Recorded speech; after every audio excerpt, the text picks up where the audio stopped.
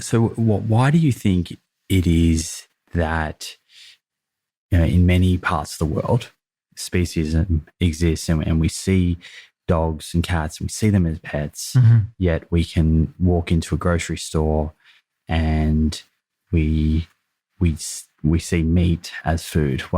Why does that exist? Why is that normal? Brainwashing, in my opinion, like pure brainwashing and nothing else. You bring up someone in a society that sees certain animals in a way and certain other animals in another way, that's their reality.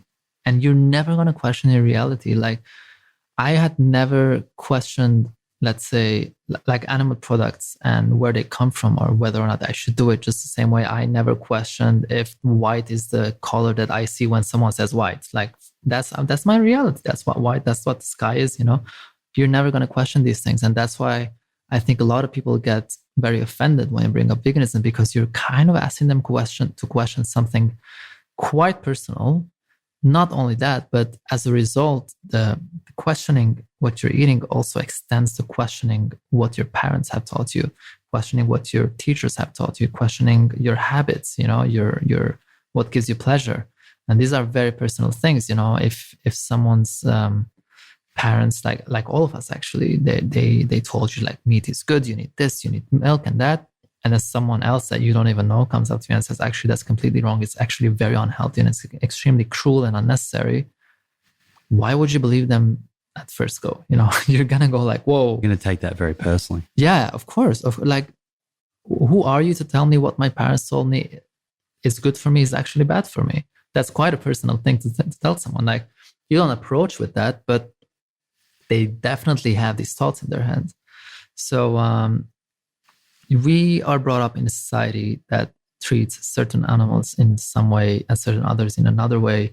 But it is a fact that literally all of them are victims of speciesism, including cats and dogs, because we buy cats and dogs, we breed cats and dogs, we take them, we consider them as here to please us, here to be in our company, to keep us happy, to take care of us or whatever. So it's really important to keep in mind that just because we love dogs and cats in most countries doesn't mean they're not victims of speciesism. Actually, a lot of them are. Their domestication is actually one of the first things that kind of could be considered speciesism as well. Like some of the dogs that exist today, like the different breeds, that they mix together and everything. It's a very pure aspect of speciesism. And the fact that we put them in little cages in stores for a parent to walk in with their kid and say, which one do you want, and buy alive, that's speciesism as well. But we don't end up sending them to a slaughterhouse, so we kind of forget that part. Like, oh, no, that's completely fine. We don't do that with these animals. We do it with the others. So it's really about how you've been brought up and what you've been told is the truth and what's best for you. And that, like, this is the way it is, you're not allowed to question it.